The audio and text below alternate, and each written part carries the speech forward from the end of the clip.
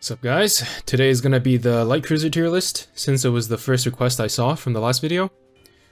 There were requests for other hull classes as well, but don't worry, I'm gonna be pumping these out in rapid succession. Anyways, I've read all of your feedback from the last episode, and I know that I came on a little too strong. But unfortunately for some of you, I got quite a bit of likes, so I'm not gonna be toning it down, because if it ain't broken, why fix it? Maybe being a cocky asshole is gonna bite me in the ass later, but if that happens, I'll just delete my channel, so here we go again. I also caught some flack for not including some ships people thought I should include, which I already covered in the video itself, so I'm not going to explain myself again. I mean, like, if you know a ship is good, but it's not on a tier list, or some tier lists put it lower than where you think it should be, does that make the ship any better or worse? No. Actually, nothing changes at all. And if you have good experience using a certain ship, then you should probably keep on using it and not let a tier list dictate what you think. I'm not gonna make an objective and unbiased tier list, because first of all, that's not even a real thing. If a tier list claims to be objective, then they're either lying or they're wrong. So I'm just gonna continue to embrace the subjectivity since it's my tier list. Anyways, it's finally time to talk about the light cruisers, and I'm gonna give a disclaimer right off the bat. Light cruisers just suck in terms of damage and survivability compared to the other Vanguard classes, so I'm gonna have a bias towards light cruisers with support skills as opposed to raw combat capabilities. It's not my fault that light cruiser guns just suck. I mean, just look at the new Rainbow light cruiser gun that is barely different from the twin 128mm SKC for destroyers in the Gear Lab. Let's take a look at the Dido class.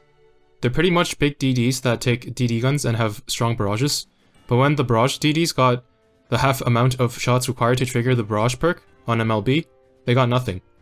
So now they're neither strong nor tanky, and if they don't have any support skills, then they're pretty much just useless. Essentially, they got directly power crept by something like the Sumner class. It used to be the case that DD guns had quite a bit shorter range than light cruiser guns, giving them a niche in consistently hitting enemies that are further away, but with things like the Tash gun and the Harbin gun, they no longer have even that. Alright, it's finally time for the reveal. So I'm not going to explain Plymouth's placement, just watch any video that features her and you'll immediately understand. So now we're onto the SS tier. First is Helena. While she's still pretty much the best ship in the game for maximizing your damage against bosses, I do think she's quite overrated in campaign, even for campaign bosses. Since the later stages of campaign bosses tend to have multiple waves of high priority enemies, I'm convinced that she's actually not worth using in campaign bosses over other strong Vanguard options, while desyncing your main fleet to increase damage uptime.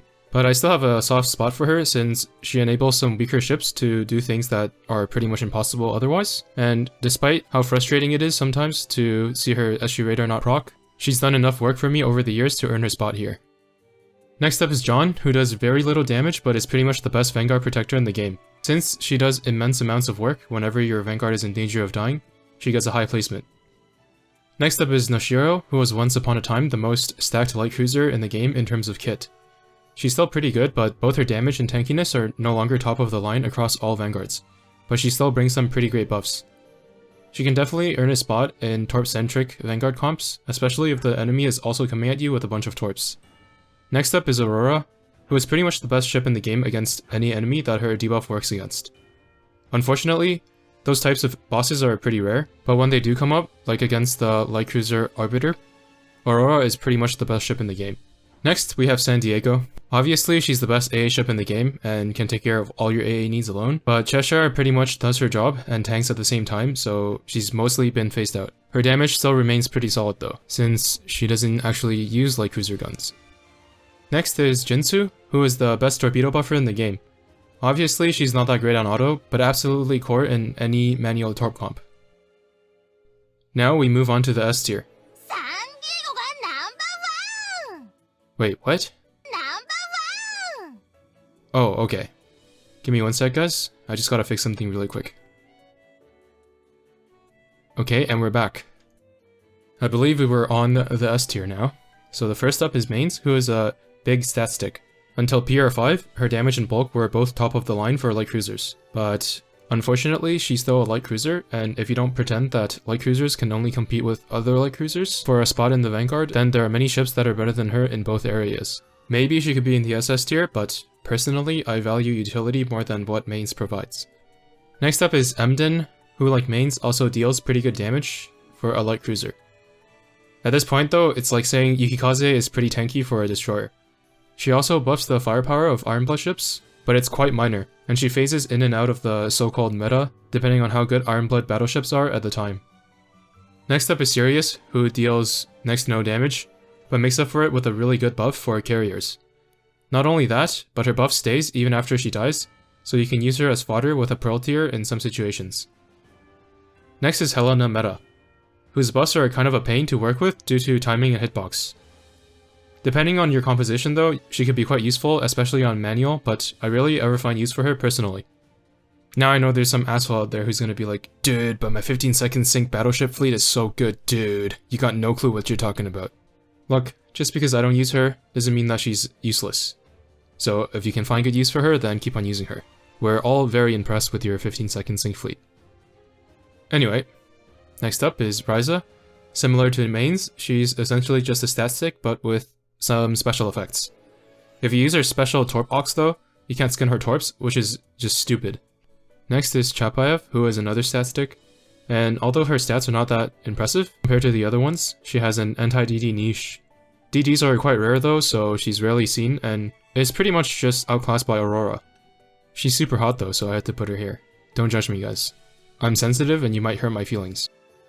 The last ship in S tier is Sakawa, who's pretty much only here because she's the cutest light cruiser. She should probably be in A tier, with the likes of Duka and such. And then we're on to the next tier, which is A tier, which is just a bunch of stat sticks, who are not as good as mains and Ryza, aside from the two at the end. Yes, that includes Rika. Her damage is not as high as Ryza, but she has some minor utilities like small heal, and has a free slot for an auxiliary. It's not enough to make up for the damage discrepancy though. And I won't say in my opinion, because this entire video is my opinion, so that's pretty much a given. Now some of you might think, why is Duka with the rest of these ships? Isn't she just straight up better than her sister? Maybe, but I don't really like her face, so into A tier she goes. And next up is Swiftsure, who has a really good debuff, but isn't used very often because light cruiser guns are blocked by shields, and then she's just useless. When you're against an enemy who has high evasion and no shields though, she can be quite good, especially if they're medium or heavy armor where you can't use Aurora. Finally, Bellona is pretty much Sirius but with a slightly different flavor, and her buff doesn't stay when she dies, so she ends up in the tier right under Sirius. And now we're onto the B tier. Aurora isn't that good, but she's definitely fun with her huge Vanguard damage buff. And with her unique augment, she's not totally dead weight. In fact, now that I think about it, she can probably contribute more than the A tier stat sticks if you use real ships in your other two Vanguard slots. Say she does 40k damage in a fight, and someone like Duka does literally double her damage at 80k. If you run 2 Dukas with an Aurora, you'll end up doing more damage than 3 Dukas. And I'm pretty sure she doesn't actually do only half the damage of Duka, and it's also pretty easy to find ships that will do more than Duka as well. So in hindsight, I probably should have tossed her into S tier. The next 3 are ships that increase your survivability and can be useful, but are pretty much just outclassed by John. And the last 2 are your budget AA carry options. Juno does slightly more damage while Isuzu has better AA, and Juno can be used as a budget option to increase your overall survivability in meta fights, and I heard she's also good in PvP or something. Don't quote me on that though. Other stat sticks that don't do much else, like Belfast and Kirov, would probably be tossed into here as well. And at this point, I should probably confess, I haven't really used a lot of the A tier stat sticks extensively since they have pretty much no niche, but I'm pretty certain mains is better than all of them, so the placements should be accurate. If I'm wrong though, I'm not liable. You can take up any and all issues with my lawyer. And that pretty much wraps up the light cruiser tier list. No, I'm not going to be ranking Harbin because she's not a light cruiser. Go watch the destroyer tier list. And one last thing, I'll probably be going live when the event drops on Thursday, so I would appreciate it if you guys can tune in and check out the stream. I'll be playing the event and going over the data mine. Anyways, hope you guys enjoyed the video, and I'll see you in the next one.